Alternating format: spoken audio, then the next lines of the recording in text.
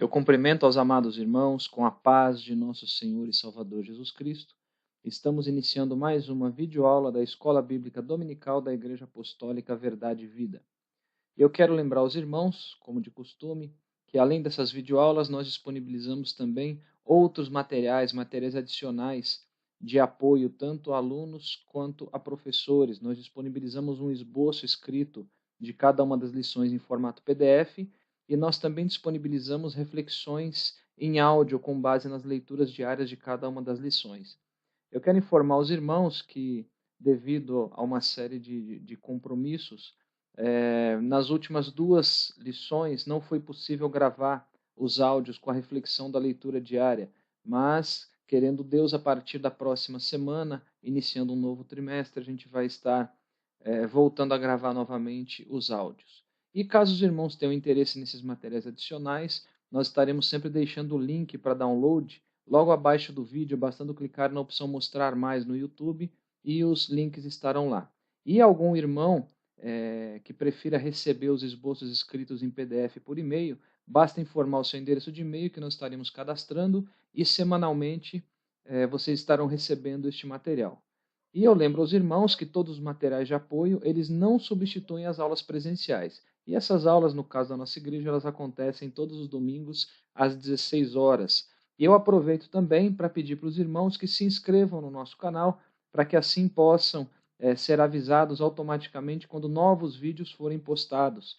E além disso, eu quero pedir para os irmãos também que compartilhem as videoaulas e os demais materiais através das suas redes sociais, ajudando assim a divulgar a palavra de Deus. Nós estamos estudando, neste primeiro trimestre de 2017, o tema As obras da carne e o fruto do Espírito, como o crente pode vencer a verdadeira batalha espiritual travada diariamente. E a lição de hoje é a lição de número 12, que tem por título Quem ama, cumpre plenamente a lei divina. Bom, como fazemos aí no início de cada videoaula, nós vamos ver agora quais são os tópicos que nós estaremos abordando, que nós estaremos discorrendo aí no decorrer desta videoaula. Então, inicialmente, nós vamos fazer uma breve introdução. Em seguida, nós entraremos no tema específico do amor, falando do amor como a maior das virtudes.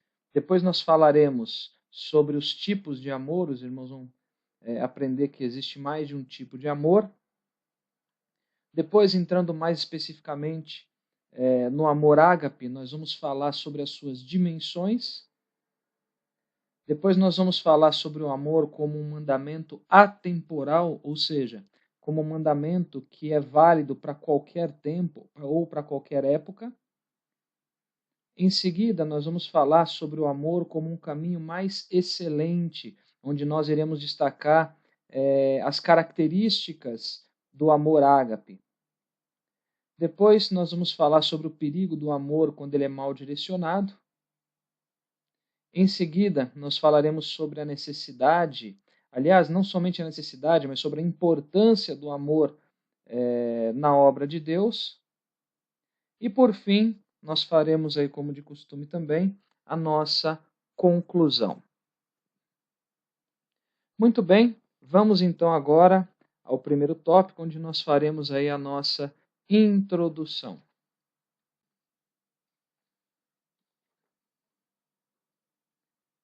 Bom, uma pergunta que todos nós devemos fazer. O que é que distingue o verdadeiro cristão? Ou, em outras palavras, o que nos faz ser diferentes do mundo?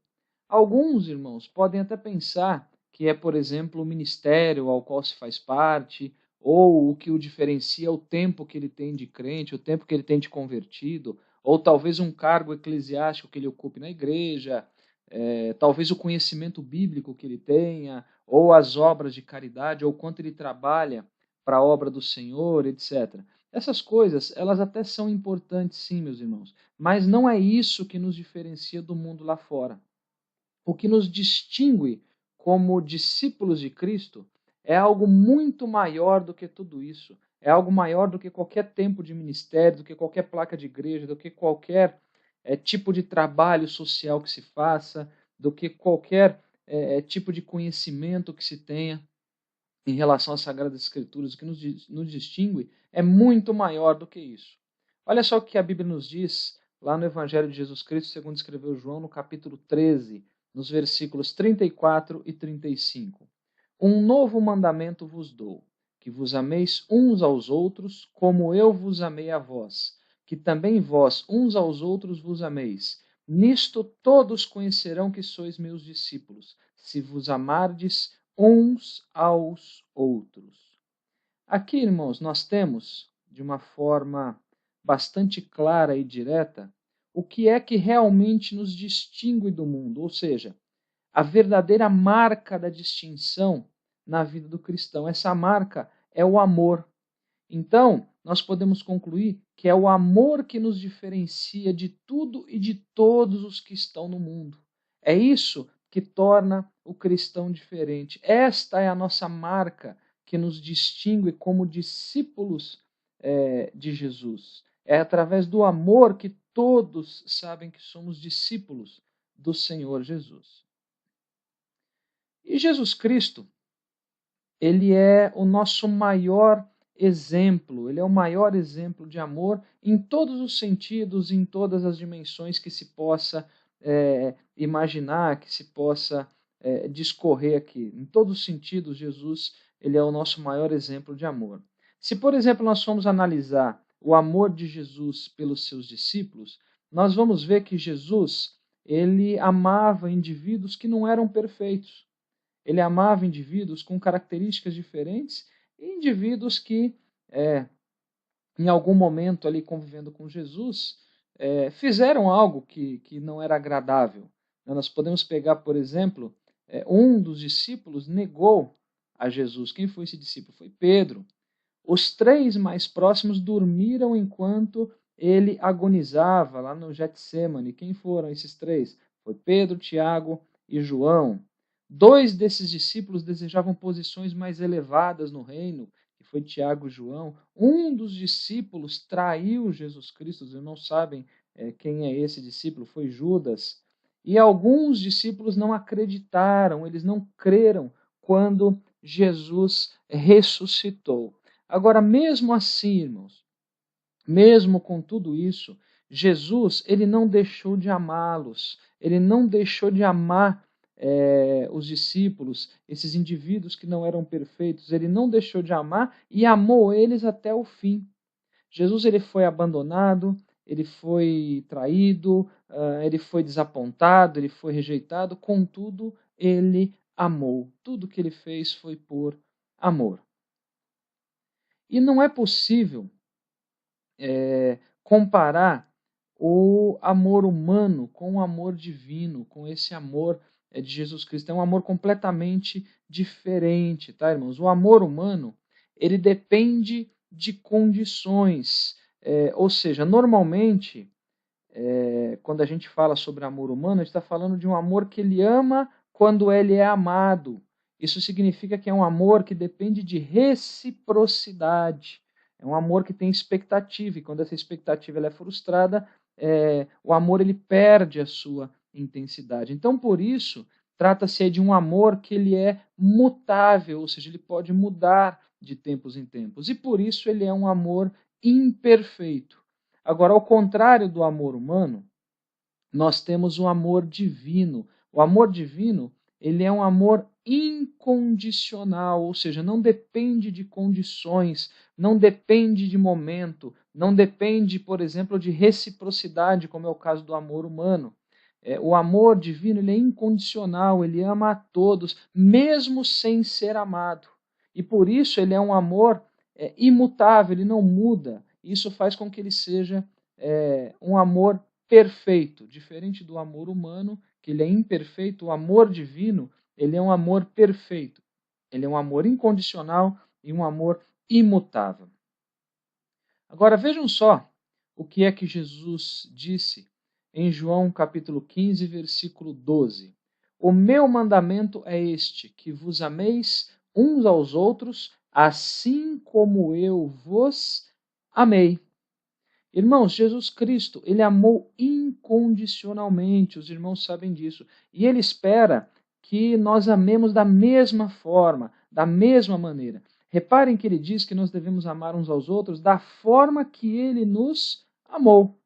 Então, nós devemos amar aos outros da mesma forma que Jesus Cristo nos amou. E, irmãos, só é possível amar como Jesus amou à medida que essa virtude do amor ela for desenvolvida em nós pela ação do Espírito Santo. Isso significa que não é possível amar como Jesus nos amou pelo amor humano, somente pelo Espírito Santo. Então, só é possível pela ação do Espírito Santo. Não existe outra maneira de amar da mesma forma que Jesus nos amou, se não for pela ação do Espírito Santo em nossas vidas. E uma outra coisa, irmãos, definir a palavra amor não é algo fácil, é algo complicado se definir a palavra amor. Porém, a Bíblia, ela nos dá a melhor definição da palavra amor, ou talvez pode-se assim dizer, o melhor sinônimo da palavra amor. Então, a melhor definição da palavra amor, segundo a Bíblia, é Deus. A melhor definição de amor, Deus. Olha só o que a Bíblia nos diz lá em 1 João, capítulo 4, versículo 8. Aquele que não ama não conhece a Deus, porque Deus é amor. Então, irmãos, Deus é amor, ou seja, nós temos aqui a melhor definição do termo amor, a melhor definição de amor. Bom, essa foi aí, irmãos, a nossa introdução. Foi uma introdução assim bastante breve, bastante simples e rápida. Agora nós vamos para o próximo tópico, onde nós falaremos sobre o amor como a maior das virtudes. Tá? Então nós vamos falar sobre isso a partir de agora. Então aqui nesse slide nós temos a relação das 9 virtudes do fruto do Espírito que nós estudamos aí durante todo este trimestre. E o amor é a primeira dessas virtudes, está inclusive em destaque em amarelo aí na tela dos irmãos. E o amor ele é chamado de fruto por excelência, tá? Ele é o fruto por excelência. E o amor, como a primeira das 9 virtudes aí do fruto do Espírito, o amor como virtude, ele é a base para todas as demais virtudes, tá? Nós já até falamos sobre isso em outras aulas neste trimestre. Então, cada uma das demais virtudes refere-se a uma forma diferente de manifestação do amor, como nós podemos ver aí no quadro que os irmãos estão vendo. Então, nós temos aí 8 virtudes ou 8 qualidades do fruto do Espírito. Por que 8? Porque a nona virtude seria o amor, né? Seria a primeira delas. São 9. Então, a gente está dizendo aqui que essas 8 virtudes, gozo, paz, longanimidade, benignidade, bondade, fé, mansidão e temperança, são diferentes formas do amor se manifestar. Então nós temos o gozo, a alegria, nós tivemos uma aula específica sobre isso, sobre cada uma dessas virtudes. O gozo ele é o amor sorrindo. A paz é o amor repousando. A longanimidade é o amor sofrendo. A benignidade é o amor mostrando compaixão. A bondade é o amor agindo. A fé é o amor confiando. A mansidão é o amor suportando. E a temperança é o amor controlando. Então, os irmãos podem ver que são diferentes formas de manifestação do amor, cada uma das virtudes aí do fruto do Espírito. E, a partir do próximo tópico, nós vamos estudar de maneira mais aprofundada sobre o amor. Nós vamos nos aprofundar neste tema. Então, nós vamos falar agora sobre os tipos de amor. Então, vamos lá. Existem, irmãos, basicamente 4 tipos de amor. Tá? Existe o chamado amor eros, que é o amor físico. Existe o chamado amor phileo ou philia, que é relacionado à amizade. Existe o amor storge, que é o amor familiar. E também o amor ágape, que é o amor divino, que é o amor de Deus, que é o amor de Cristo. Nós vamos ver cada um desses tipos de amor de forma mais aprofundada a partir do próximo slide. O objetivo aqui é só mostrar quais são eles. Agora a gente vai analisar aí as características de cada um desses tipos de amor.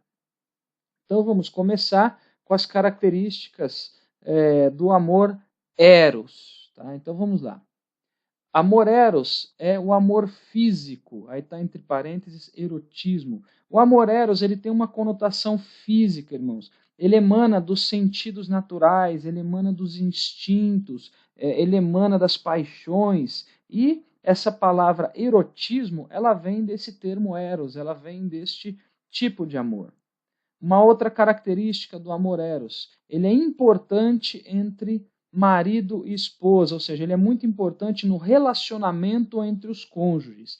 Agora, irmãos, vejam, no relacionamento entre cônjuges e não entre, por exemplo, um casal de namorados, porque os irmãos sabem, nós já estudamos sobre isso em outra aula, que isso se chama fornicação, e isso não é aprovado pelo Senhor.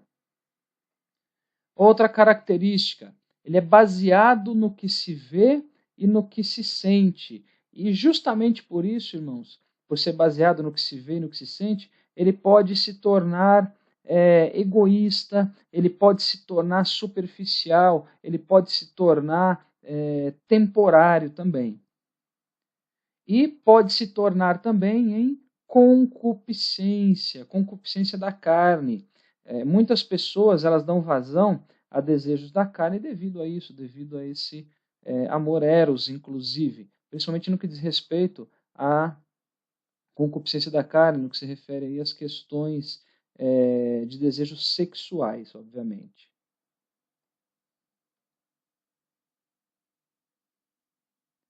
E é mal usado com frequência. Bom, aqui nós não temos nenhuma novidade, né? Todos sabem que o sexo hoje ele está banalizado nos dias atuais. Mas enfim, essas são algumas características do amor eros. Mas não é esse o amor ao qual Cristo se referiu quando ele disse que nós temos que amar uns aos outros. Tá? Então esse é o amor eros, mas não é desse amor que o Senhor estava falando.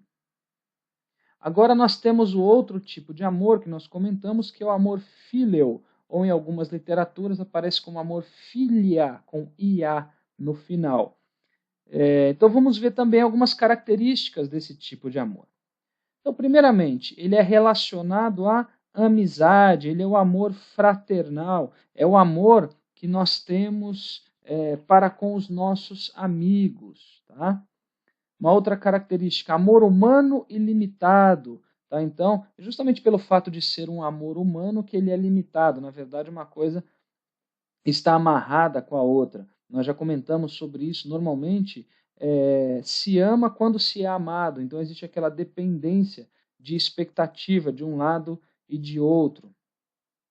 Ele é essencial nas relações humanas. Só que nós vamos ver que ele é bem inferior ao amor ágape, que nós vamos ver um pouco mais à frente. Depende de reciprocidade. Conforme nós falamos, irmãos, a intensidade desse amor varia dependendo da reciprocidade, ou seja, o amor tende a continuar existindo quando existe uma reciprocidade, quando também se é amado pela outra pessoa. E justamente por isso ele não é perfeito. Tá? Então essas são aí algumas características do amor filial, mas também não é esse o amor ao qual Cristo se referiu quando disse que nós temos que amar uns aos outros. Não é nem o amor eros e nem o amor filial. Aí temos o terceiro tipo de amor, que é o chamado amor storge. Tá? O amor storge é o amor familiar, é o amor entre os membros da família. Ele é o amor, ele se refere ao relacionamento entre esses membros da família. Na verdade, essa característica acaba sendo um complemento da anterior. É o amor existente entre pai e filhos, entre irmãos, entre cônjuges, enfim. Amor que é comprometido. Irmãos, nesse tipo de amor costuma existir um grau maior de comprometimento, envolvendo inclusive sacrifício. Né? Obviamente, estamos falando aqui de famílias diferentes de algumas que a gente vê por aí nos noticiários, que o esposo espanca a esposa, a mulher mata o marido, o filho mata o pai e a mãe. Não, a gente está falando de uma família tradicional, de uma família bem estruturada. Tá? Então, neste tipo de família, existe esse conceito de comprometimento, inclusive com se doar em sacrifício pelos entes da família. É o pai que dá a vida pelo filho, enfim, assim por diante. Garante provisão e cuidados. Aqui faz com que, por exemplo, os pais cuidem dos seus filhos, faz com que os filhos respeitem os pais, por exemplo. Enfim, então tem essa questão de provisão e de cuidados também. Então essas são aí algumas características do amor storge, mas também não é esse o amor ao qual Cristo se referiu quando disse que nós temos que amar uns aos outros. E o quarto tipo de amor é o amor ágape, tá? O amor ágape. Esse é o amor sacrificial, é o amor abnegado, é o amor profundo, é aquele amor constante. Ele é perfeito e inigualável. Irmãos, aqui nós estamos falando do amor divino e, portanto, diferente do amor humano, ele é perfeito. Ele não pode se igualar a nenhum dos outros tipos de amor que foram apresentados. Abrange todo o nosso ser, ou seja, abrange a nossa mente, abrange nossos pensamentos, nossos sentimentos, nossas emoções, enfim, abrange todo o nosso ser. Isso aqui é muito importante, irmãos. Flui de Deus para nós e retorna do nosso coração para Ele. Então, ele flui de Deus para o nosso coração e retorna do nosso coração para Deus em forma de louvor, em forma de adoração, em forma de serviço fiel e principalmente em forma de obediência. Nós vamos ver mais adiante que existe uma estreita relação entre o amor e a obediência. Olha só o que a Bíblia nos diz, irmãos. Dentro desse contexto do amor ágape como amor que flui de Deus para nós, o que a Bíblia nos diz em Romanos 5,5? E a esperança não traz confusão, porquanto o amor de Deus está derramado em nosso coração pelo Espírito Santo que nos foi dado. Então vejam que o amor de Deus, ou seja, o amor ágape, ele está derramado em nossos corações pelo Espírito Santo que nos foi dado, ou seja, isso é para endossar o que já fora dito. Ele flui de Deus para nós. E nos leva a amar a Deus e a obedecê-lo. Como nós já comentamos, existe uma estreita e íntima relação entre o amor e a obediência quando nós falamos sobre amar a Deus. Nós vamos ver isso um pouco mais adiante. Tá? E é o amor do próprio Deus. Então essas são aqui algumas características do amor ágape. Esse sim é o amor ao qual Cristo se referiu quando ele diz que nós temos que nos amar uns aos outros, tá? E a partir de agora, irmãos, todas as vezes em que nós falarmos sobre o amor, nós estaremos nos referindo ao amor ágape, nós estaremos nos referindo a este amor divino, nós estaremos nos referindo ao amor de Deus. Então, a partir de agora, daqui para frente, durante todo o restante da videoaula, é somente sobre o amor ágape que a gente vai falar. A gente não vai mais falar sobre qualquer referência ao amor, não vai ser amor eros, não vai ser amor filho, não vai ser amor storge. Vai ser o amor ágape. E uma coisa importante para a gente finalizar este tópico sobre os tipos de amor é a importância do equilíbrio. O que é isso, irmãos? É fundamental que haja um equilíbrio entre esses tipos de amor, dentro de um lar. Uma vez, irmãos, que o desequilíbrio ele pode trazer consequências ruins para a família. Um casal em que, por exemplo, um desses tipos de amor se sobressai em relação ao outro, causa um desequilíbrio, e esse desequilíbrio nunca é bom. Então deve haver na família um equilíbrio entre todos os tipos de amor que nós mencionamos. Bom, nós vimos aí os 4 tipos de amor, então agora nós vamos falar sobre as dimensões do amor. Qual amor? Amor ágape. Daqui para frente, somente recordando, nós só vamos falar sobre o amor ágape. Então olha só o que a Bíblia nos diz lá em Lucas 10, 27, Evangelho de Jesus Cristo, segundo escreveu Lucas, capítulo 10, versículo 27. E respondendo ele disse, amarás ao Senhor teu Deus de todo o teu coração, e de toda a tua alma, e de todas as tuas forças, e de todo o teu entendimento, e ao teu próximo como a ti mesmo. Bom, irmãos, nós vemos nesse versículo 3 diferentes dimensões deste amor. 3 diferentes dimensões do amor ágape. O versículo, ele diz primeiramente sobre amar ao Senhor teu Deus, ou seja, amar ao Senhor nosso Deus. Então aqui nós temos a primeira dimensão, que é a dimensão vertical. Irmãos, não se preocupem que mais adiante nós iremos detalhar cada uma das dimensões, tá? Por enquanto eu só vou mencionar quais são. Assim que a gente terminar de mencionar quais são as dimensões, a gente vai estudar de forma mais aprofundada cada uma delas. Em seguida, o versículo fala sobre o amor ao próximo. Olha só, amarás ao teu próximo. Então, aqui nós temos a segunda dimensão, que é a dimensão horizontal. E depois, o versículo termina falando sobre amar a nós mesmos. A gente ama ao próximo assim como nós amamos a nós mesmos. Tá? Então, aqui nós temos a terceira dimensão, que é a dimensão interior. Então, nós temos uma dimensão vertical, uma dimensão horizontal e uma dimensão interior. E agora nós vamos analisar mais detalhadamente cada uma dessas dimensões.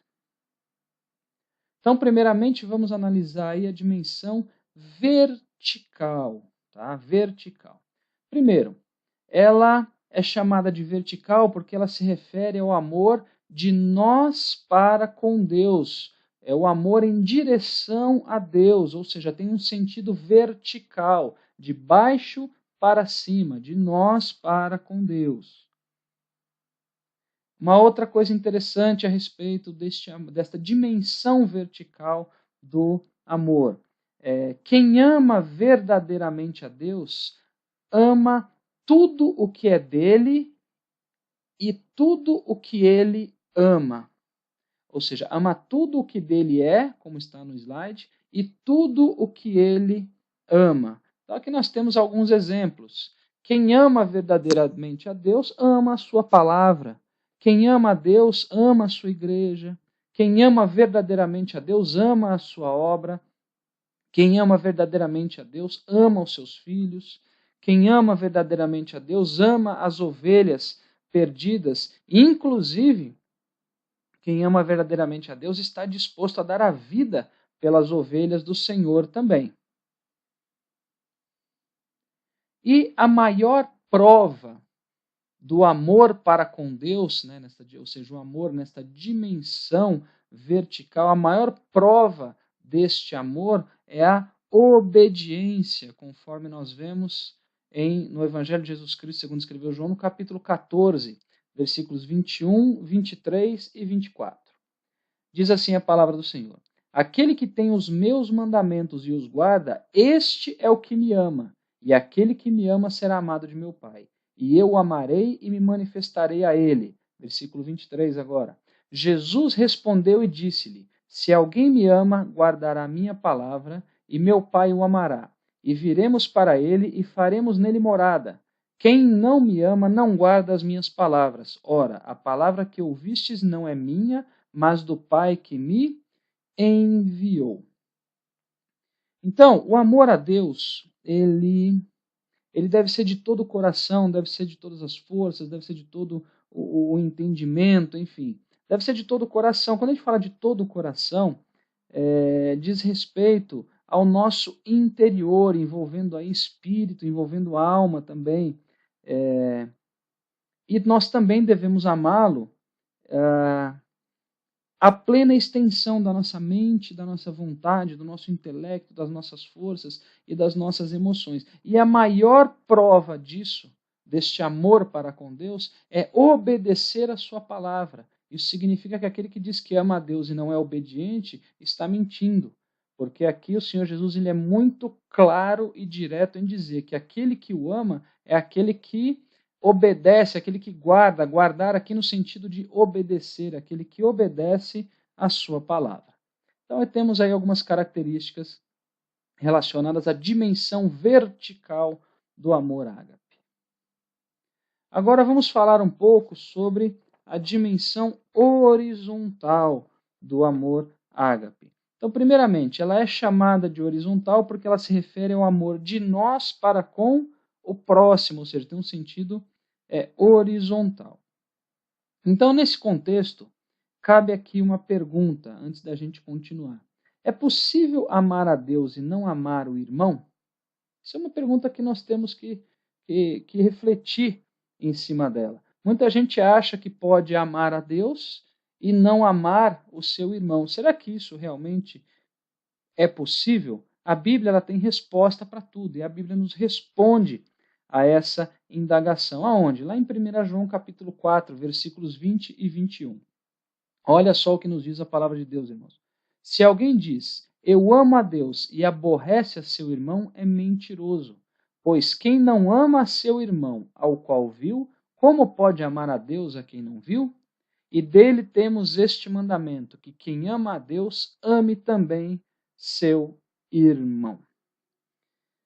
Então nós vemos aqui a resposta a essa indagação.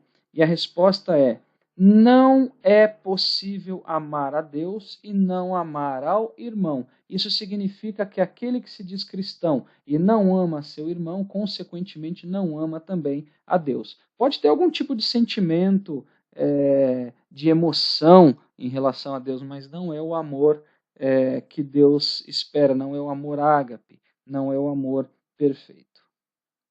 E uma outra pergunta que pode ser feita aqui também é a seguinte: é possível ser nascido de novo e não amar? A resposta está lá em 1 João também, no capítulo 4, agora no versículo de número 7. Amados, amemo-nos uns aos outros, porque o amor é de Deus, e qualquer que ama é nascido de Deus e conhece a Deus. Então, nós vemos aqui que aquele que nasceu de novo ama. Não é possível ter nascido de Deus e não ter o amor de Deus consigo. Então, é possível ser nascido de novo e não amar? A resposta é não. Uma outra característica do amor em sua dimensão horizontal é que ele não se limita a amar aqueles que nos amam, mas ele também deve se estender àqueles que não nos amam, incluindo os nossos inimigos. Olha só o que a Bíblia nos diz no Evangelho de Jesus, segundo escreveu Mateus, lá no capítulo 5, versículos 44 a 46. Eu, porém, vos digo, amai a vossos inimigos, bendizei os que vos maldizem, fazei bem aos que vos odeiam e orai pelos que vos maltratam e vos perseguem, para que sejais filhos do Pai que está nos céus, porque faz que o sol se levante sobre maus e bons e a chuva desça sobre justos e injustos. Pois, se amardes os que vos amam, que galardão tereis? Não fazem os publicanos também o mesmo? Então, irmãos, nós vemos aqui que este amor ele não pode ser limitado àqueles que nos amam, mas tem que incluir aqueles que não nos amam também, inclusive os inimigos. Em outras palavras, irmãos, é fácil amar aqueles que nos amam, mas somente através do Espírito Santo nós somos capazes de amar aqueles que não nos amam. Somente através do Espírito Santo atuando em nossas vidas que nós somos capazes de amar os nossos inimigos, por exemplo. Então aqui temos aí algumas características do amor ágape em sua dimensão horizontal. Agora, além das dimensões vertical e horizontal, nós vimos que existe também a dimensão interior, tá? É o amor para consigo mesmo. Só que é um amor para consigo mesmo, mas sem ser egoísta, sem ser interesseiro. Aqui diz respeito a um amor dedicado. Uma outra característica, leva a preocupação com o eu espiritual, ou seja, faz com que nós nos preocupemos com o nosso lado espiritual. Leva a cuidar de si mesmo. O cristão, irmãos, que ama a si mesmo, ele cuida das suas necessidades pessoais, ele cuida da sua saúde, ele cuida do seu trabalho, da sua educação, enfim, etc. E outra coisa muito interessante, permite que o Espírito Santo desenvolva a sua natureza espiritual. Irmãos, O cristão que ama a si mesmo com amor ágape, ele vai permitir que o Espírito Santo desenvolva sua natureza espiritual através do estudo da palavra de Deus e também da oração. Ele vai desejar que o fruto seja manifesto em sua vida. E além disso, aquele que tem o amor ágape nesta dimensão aí interior, ele reconhece que a maior felicidade e a maior satisfação são encontrados pela obediência e também pela devoção a Cristo e não nas coisas deste mundo. Muito bem, após termos entendido corretamente sobre as dimensões do amor ágape, agora nós vamos para o próximo tópico, onde nós vamos falar sobre o amor como um mandamento atemporal. Então vamos lá.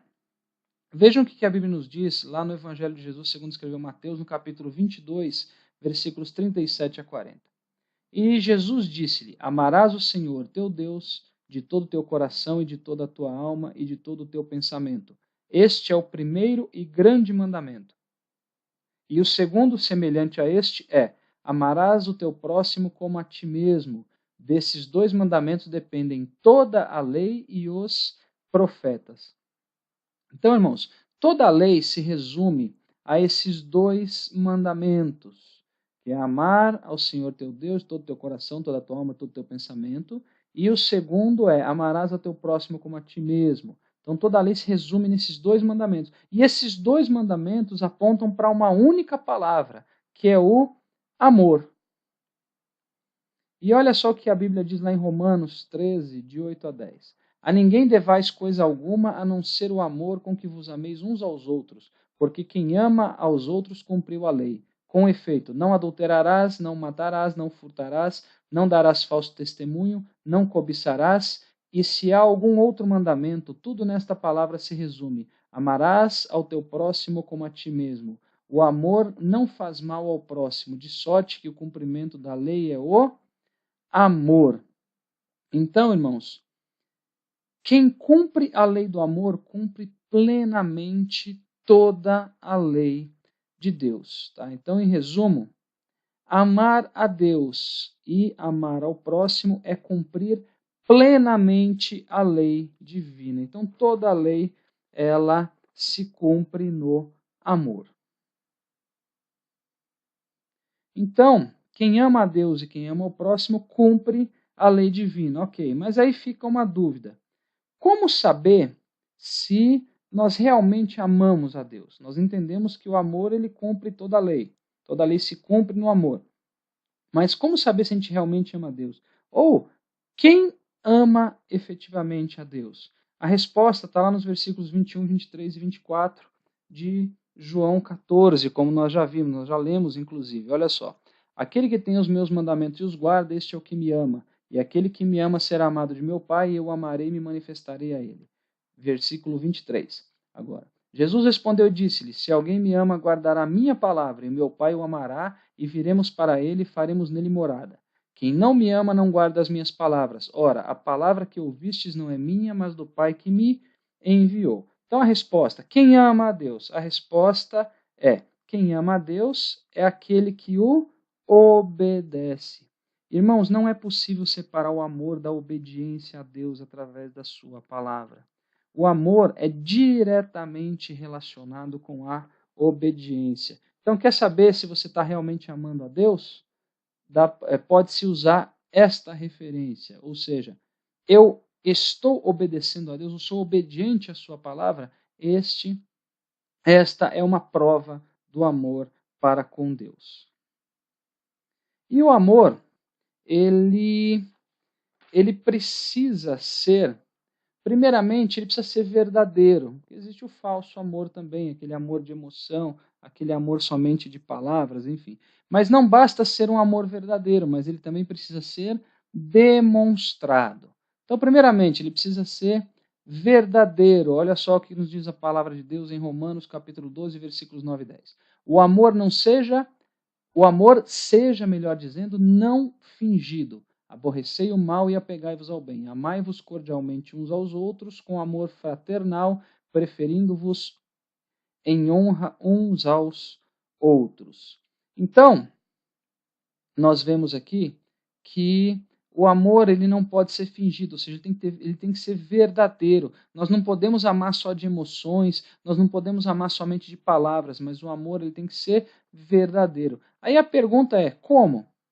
Como assim o amor tem que ser verdadeiro? Como ele pode ser verdadeiro? Como eu posso fazer para que ele seja verdadeiro? A resposta é demonstrando este amor.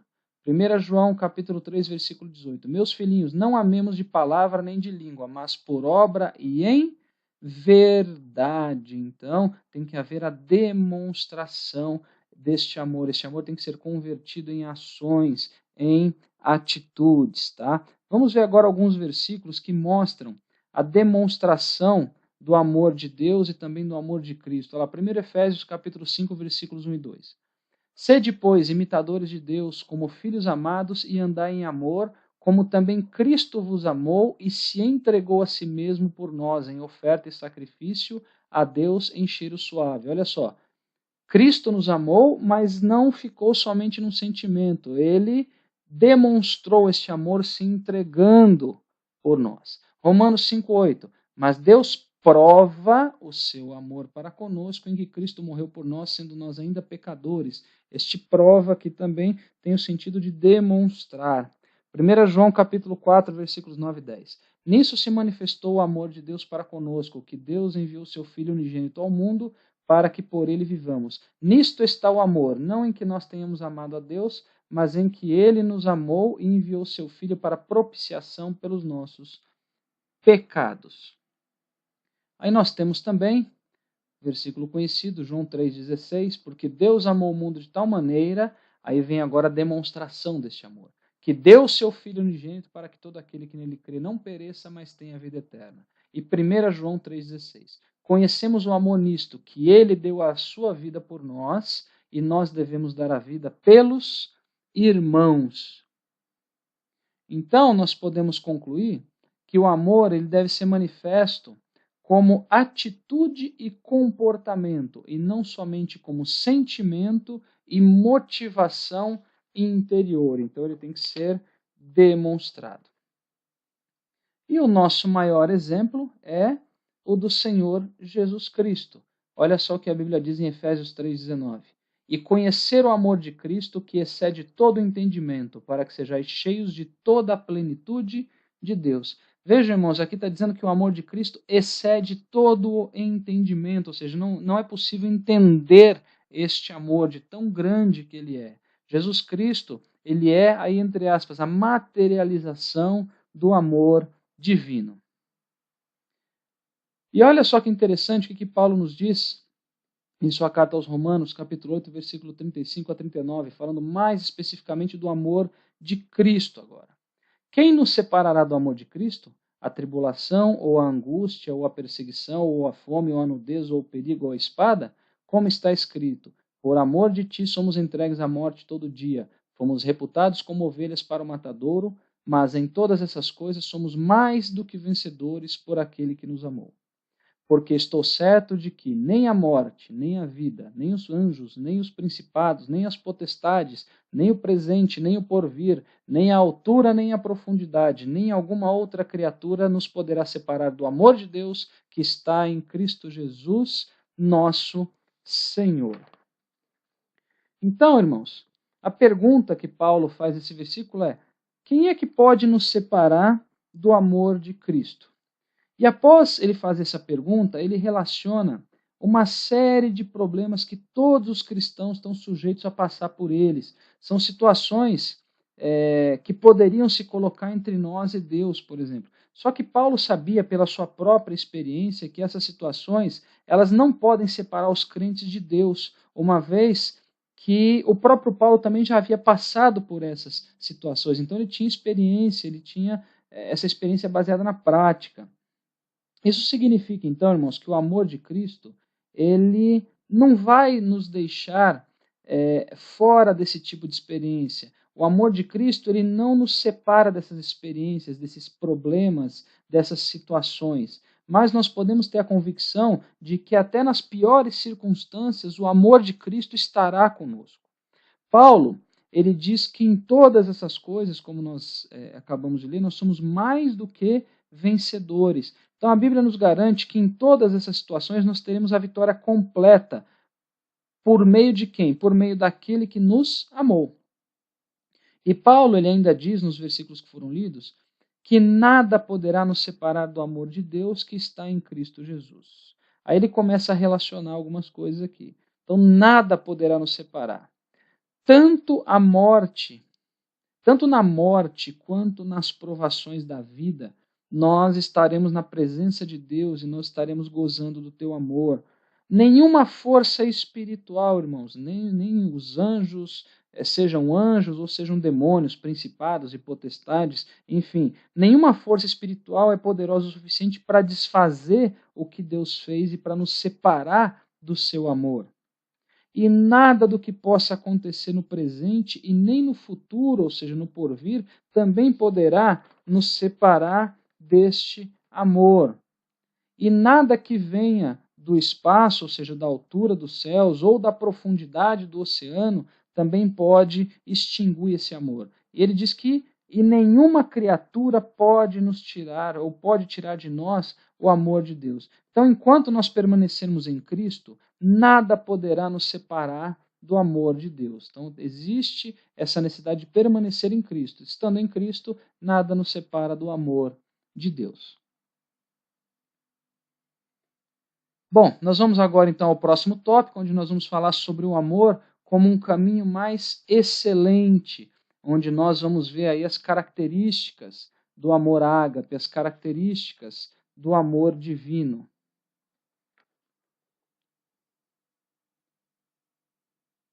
Então vamos lá. Bom, em sua primeira carta aos Coríntios, na primeira epístola de Paulo aos Coríntios, na sua primeira carta, Paulo, ele fala no capítulo 12 sobre os dons espirituais. Ele fala sobre isso no capítulo 12. E no capítulo 14, ele dá continuidade a esse mesmo tema, falando dos dons. Então ele termina o capítulo 12 dizendo o seguinte, lá no versículo 31.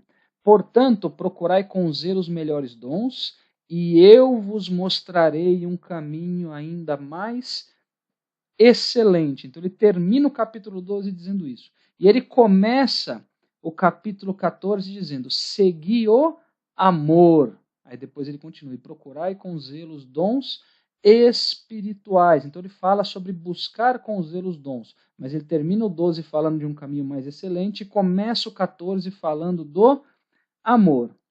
E o amor é o caminho ainda mais excelente que ele diz no final do capítulo 12. E entre esses dois capítulos, irmãos, entre o 12 e o 14, Paulo ele dedica um capítulo inteiro para falar sobre o amor. Ele dedica o capítulo 13 inteiro para falar sobre o amor. Nesse capítulo 13 ele fala sobre a suprema excelência do amor. E esse amor, obviamente, é o amor ágape, como nós comentamos, a gente só está falando sobre o amor ágape agora. Então ele interrompe um discurso sobre dons, fala sobre a suprema excelência do amor, ou seja, um caminho ainda mais excelente, depois ele volta novamente a falar sobre os dons. Então nós vamos meditar um pouco nesta explanação de Paulo do capítulo 13. Então, primeiramente, Paulo, ele inicia o capítulo 13 falando sobre a nulidade dos dons sem o amor. O que é isso, nulidade? É tornar nulo, sem validade, sem valor. Tá? Então, Paulo ele diz nos primeiros 2 versículos do capítulo 13: ainda que eu falasse a língua dos homens e dos anjos e não tivesse amor, seria como um metal que soa ou como o sino que tine. E ainda que tivesse o dom de profecia e conhecesse todos os mistérios e toda a ciência, e ainda que tivesse toda a fé, de maneira tal que transportasse os montes e não tivesse amor, nada seria. Então, irmãos, ele está falando aqui, está muito claro para a gente que os dons, eles se tornam nulos se não houver o amor. E na sequência ele fala também sobre a nulidade das obras sem o amor, ou seja, sem o amor as obras que se faz também se tornam nulas. Isso está lá no versículo 3, olha só. E ainda que distribuísse toda a minha fortuna para sustento dos pobres, e ainda que entregasse o meu corpo para ser queimado, e não tivesse amor, nada disso me aproveitaria. Então, percebe-se, irmãos, que tanto o uso dos dons quanto as obras de caridade, elas não têm valor algum se elas não forem motivadas pelo verdadeiro amor. Em outras palavras, nem os dons e nem as obras de caridade são alguma coisa se nós não tivermos amor. O amor, ele tem que ser o motivador de tudo na nossa vida cristã. O uso dos dons deve ser motivado pelo amor e as obras em prol do próximo também têm que ser motivadas por esse amor. Somente assim, irmãos, tanto os dons quanto as obras irão cumprir plenamente o propósito através aí de nossas vidas. Tá? Então, sem o amor, tanto os dons quanto as obras perdem o efeito, perdem o seu valor, se tornam nulos.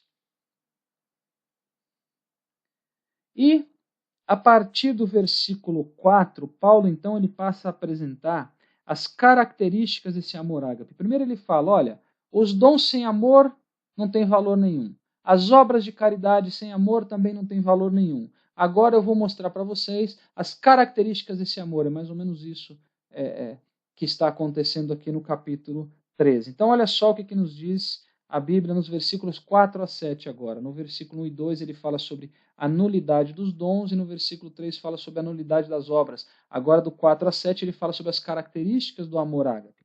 Então ele diz, o amor é sofredor, é benigno, o amor não é invejoso, o amor não trata com leviandade, não se ensoberbece, não se porta com indecência, não busca os seus interesses, não se irrita, não suspeita mal, não folga com a injustiça, mas folga com a verdade. Tudo sofre, tudo crê, tudo espera, tudo suporta. Bom, então agora nós vamos analisar essas características que são relacionadas nesses versículos que nós lemos de 4 a 7, lá de 1 Coríntios 13. Irmãos, esse entendimento é importante para que haja uma reflexão em cada um de nós, se o amor que nós sentimos realmente é um amor ágape, ou se trata-se somente de uma questão emocional, em muitos casos, enfim. Então nós vamos ver quais são essas características. Primeiro, Paulo diz que o amor ele é sofredor. Esse sofredor aqui, irmãos, tem o sentido de paciente, ou seja, é o amor que espera, é o amor que suporta, é o amor que sofre na quietude, ou seja, sofre quieto. É o amor que nunca deixa de ter esperança. Um exemplo, um cônjuge que ministra ao outro cônjuge não crente e que ora sem cessar pela salvação dele. Então, está sofrendo ali com aquilo, mas continua perseverando. O exemplo do pai com o filho pródigo, de uma pessoa que cuida de um doente mês a mês, um doente, alguém da família, alguém que ela ama, enfim. Então nós temos aí a primeira característica, que o amor ele é sofredor. Depois Paulo diz que o amor ele é benigno. O que é isso, irmãos? Amor benigno é aquele amor que responde generosamente às necessidades dos outros. Ele é atencioso, ele está sempre disposto a ajudar as outras pessoas, ele é gentil, ele é suave, ele está sempre pronto para mostrar compaixão. Então o amor ele é benigno também. Além de sofredor e benigno, Paulo diz que ele não é invejoso. Como assim não é invejoso? É aquele amor que não tem ciúme do sucesso dos outros. É aquele amor que se alegra quando coisas boas acontecem com as outras pessoas. É aquele amor que não cobiça. Depois, Paulo diz também que o amor ele não trata com leviandade. O que é isso, irmãos? Ele não age de forma insensata. Ele não age de forma irresponsável. O amor também, ele não se ensoberbece, ou seja, ele não é orgulhoso, ele não se julga superior às outras pessoas. Outra característica, não se porta com indecência. O que é isso, irmãos? Isso aqui quer dizer o seguinte, ele não é rude, ele não é grosseiro, mas é um amor que ele é cortês, ele mostra consideração para com as outras pessoas, ele não chama a atenção para si mesmo. Isso é o que significa esse não se porta com indecência. Outra coisa, não busca os seus interesses. O que é isso, irmãos? O verdadeiro amor, ele é altruísta. Ele não é interesseiro, ele abre mão dos seus direitos em prol do outro. Outra característica, não se irrita, ou seja, não fica zangado, não fica aborrecido com facilidade. Não suspeita mal. O que é esse não suspeita mal, irmãos? Isso aqui quer dizer que ele não guarda rancor, ele não fica mantendo aquele registro dos erros que aconteceram, enfim, ele não suspeita dos motivos das outras pessoas, ele acaba esperando o melhor de todo mundo. Outra característica, não folga com a injustiça, mas folga com a verdade. Isso significa que o amor, irmãos, ele não se alegra com a injustiça, ele não se deleita com aquilo que é mal, mas ele se alegra com a verdade. E além disso, ele evita também a aparência do mal.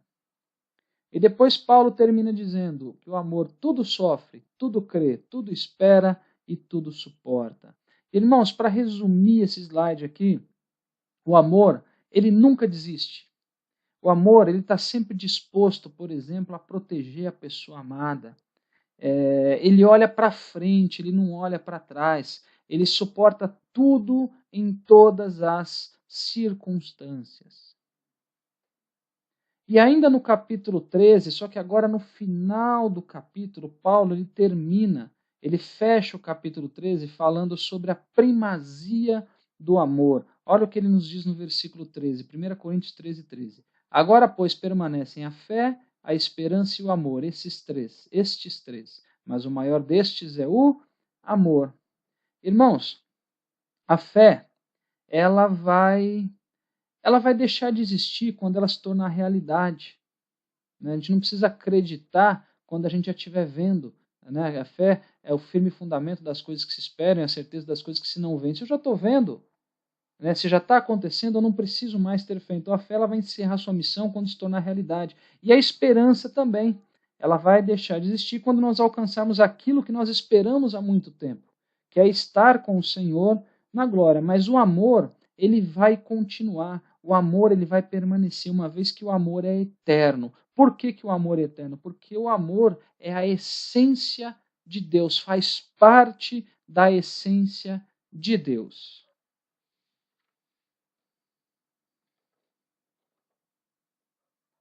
Bom, avançando agora no nosso estudo, nós vamos para o nosso tópico, onde a gente vai falar sobre o amor mal direcionado.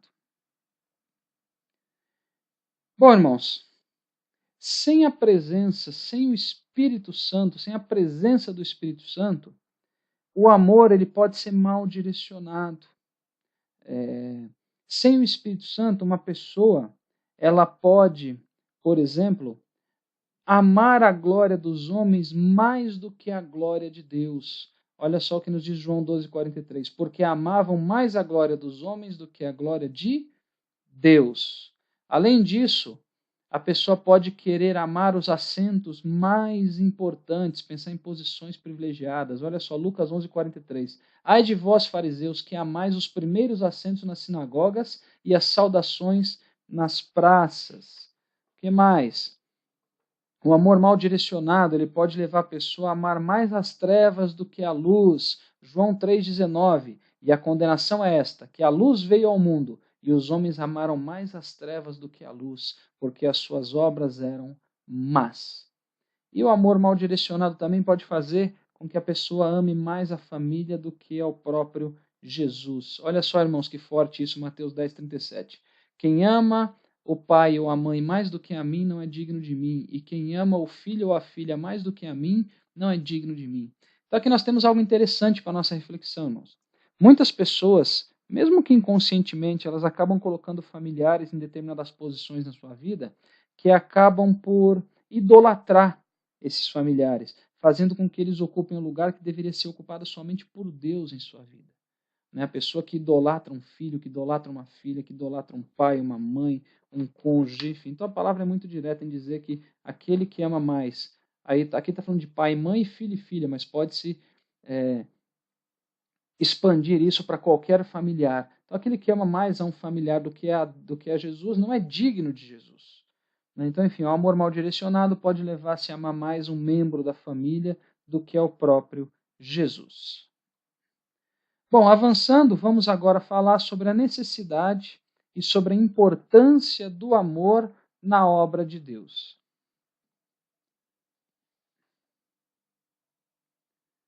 Então vamos lá.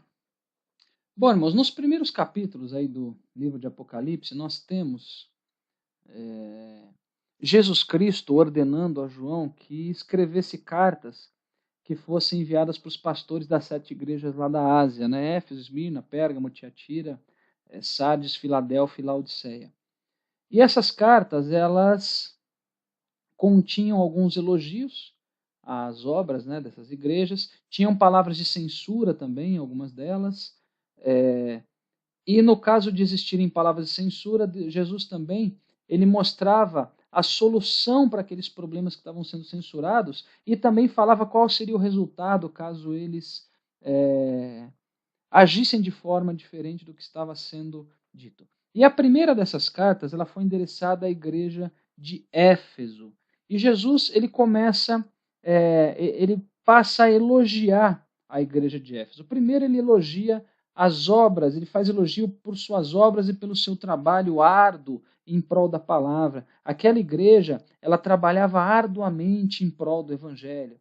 Jesus elogia também a paciência deles, paciência no sentido de perseverança. Irmãos, a igreja de Éfeso, ela perseverava nos trabalhos, mesmo em meio a adversidades, mesmo em meio a afrontas, mesmo em meio a ataques dos falsos mestres também, por exemplo. Uma outra característica que foi elogiada por Jesus, não tolerar o pecado. A igreja de Éfeso, irmãos, não tolerava o pecado na igreja. Aqui nós temos uma das características marcantes da igreja de Éfeso. Eles não toleravam o pecado na igreja, ou seja, eles combatiam o pecado, diferente se a gente for comparar da igreja de Corinto, por exemplo. Infelizmente, irmãos, muitas igrejas atualmente, elas passaram a tolerar o pecado. Elas passaram a tolerar o pecado dentro da igreja, inclusive. Muitas das vezes com a desculpa de que podem perder membros se eles forem contra determinadas questões, enfim. Irmãos, Jesus, ele não mudou e ele continua não concordando com o pecado. E nós precisamos agir da mesma maneira. Um outro elogio que Cristo faz para a igreja de Éfeso também, pôr à prova os falsos. Na verdade, a igreja de Éfeso ela colocava à prova os falsos apóstolos, a Bíblia diz, descobrindo que eles eram mentirosos. Irmãos, isso só era possível por quê? Porque a igreja de Éfeso, os membros daquela igreja, eles eram conhecedores da palavra. É somente assim que você consegue identificar os falsos mestres, os falsos apóstolos, os falsos qualquer outra coisa que se possa dizer. Tá? Então, essa era uma outra característica que era marcante na igreja de Éfeso, a doutrina. Doutrina significa ensinamento. Eles eram conhecedores da palavra. Infelizmente, irmãos, hoje nós vemos algumas igrejas lotadas, né, lotadas de pessoas que pouco ou que nada conhecem, pode-se assim dizer, da palavra de Deus. Pessoas que não são ensinadas e nem motivadas a aprender sobre as Sagradas Escrituras. Muitas que agem somente por uma questão de emocionalismo, outras porque estão ali porque a igreja se tornou um espetáculo para elas, ou porque ouvem palavras de autoajuda, ou porque ouvem palavras que faz bem para o seu ego, que vai de encontro aos desejos pessoais que elas têm, mas são pessoas que conhecem muito pouco da palavra. Né? E isso não acontecia na igreja de Éfeso. Lá eles eram experimentados na palavra, eles eram conhecedores da doutrina, do evangelho. Uma outra característica que é colocada em elogio também por Jesus era o fato deles sofrerem a perseguição em prol do evangelho. Eles sofriam perseguição porque eles pregavam a palavra, mas mesmo assim eles não desanimavam.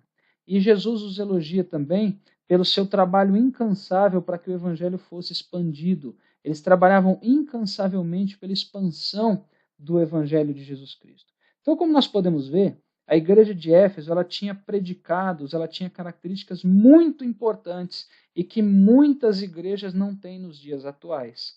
Ela era uma igreja de doutrina, ela era uma igreja de oração, ela era uma igreja de trabalho. Ah, mas como que pode se concluir que era uma igreja de oração baseado no que foi dito até agora, no que foi visto ou no que a Bíblia diz? A igreja que persevera, que consegue se manter firme mesmo em meio às lutas, é uma igreja que ora. Não existe outra forma de você buscar força para continuar se não for pela oração. Então é uma igreja, sim, que ela tinha palavra, tinha oração e tinha trabalho também. Então são características assim muito importantes e que a gente não vê em muitas igrejas nos dias atuais. Então a gente só viu aqui até agora elogios. Só que depois de fazer esses elogios, Jesus ele faz uma grave advertência à igreja de Éfeso. Olha só o que a Bíblia nos diz lá em Apocalipse 2, versículos 4 a 5.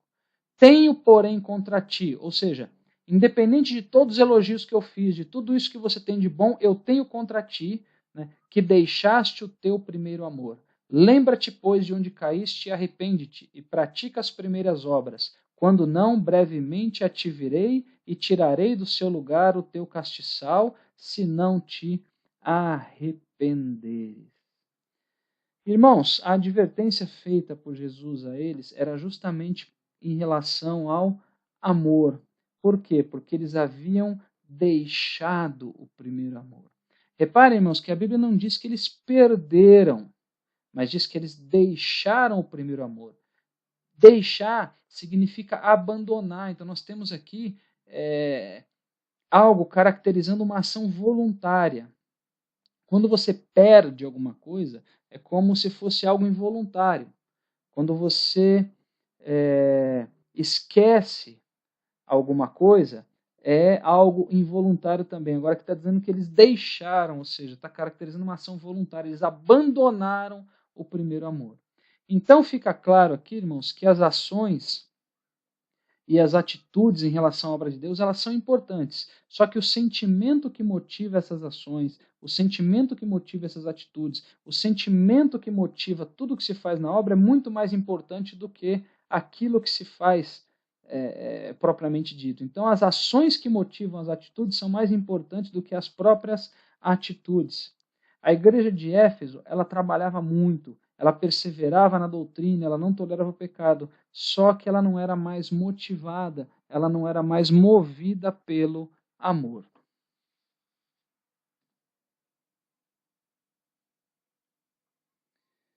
E Jesus, então, apresenta para eles a solução para aquele problema. Primeiramente, ele diz que eles deveriam olhar para trás e lembrar de onde eles tinham caído. Ou seja, eles deveriam trazer à lembrança o passado deles. Mas não somente olhar para trás e trazer à lembrança o passado, mas eles deveriam se arrepender. Irmãos, a falta de amor ela é tão grave que Jesus ordenou que houvesse arrependimento. A falta de amor ela é tão grave que ela tem que levar ao arrependimento. A pessoa precisa se arrepender pelo fato de não ter amor. E além de olhar para trás e se arrepender daquela situação, eles também deveriam praticar as primeiras obras. Aqui, irmãos, não significa voltar ao nível de maturidade lá do início, quando eles começaram, ou seja, não significa regredir, mas sim significa voltar a fazer tudo motivados pelo amor, motivados pelo primeiro amor. Então eles foram exortados, eles foram advertidos também por Jesus, e caso eles não voltassem ao primeiro amor, a Bíblia nos diz que o castiçal deles seria retirado, ou seja, a igreja de Éfeso deixaria de existir. Então o amor, ele é muito importante em cima de tudo que se faz, tanto que nós vimos que todas as obras que são feitas, elas se tornam nulas se não existe o amor. E da mesma forma deve acontecer nos dias atuais. Tudo que nós fazemos na obra deve ser motivado pelo amor. Como nos diz a Bíblia em 1 Coríntios 16, 14, todas as vossas coisas sejam feitas com amor. O amor tem que ser o grande motivador, o combustível da vida do cristão. Bem, vamos agora então à nossa conclusão. Como novas criaturas nascidas de Deus, devemos amar verdadeiramente, cultivando a principal das virtudes do fruto do Espírito. Apesar de ser o Espírito Santo quem produz esse fruto em nós, trata-se de algo que requer nossa cooperação, permitindo que ele atue em nossas vidas.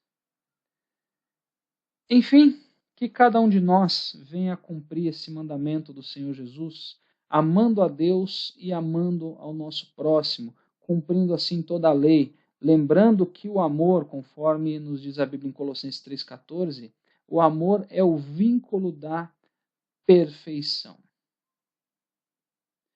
Bem, chegamos aí ao final de mais uma videoaula. Que Deus abençoe os irmãos e eu amo cada um de vocês em Cristo Jesus.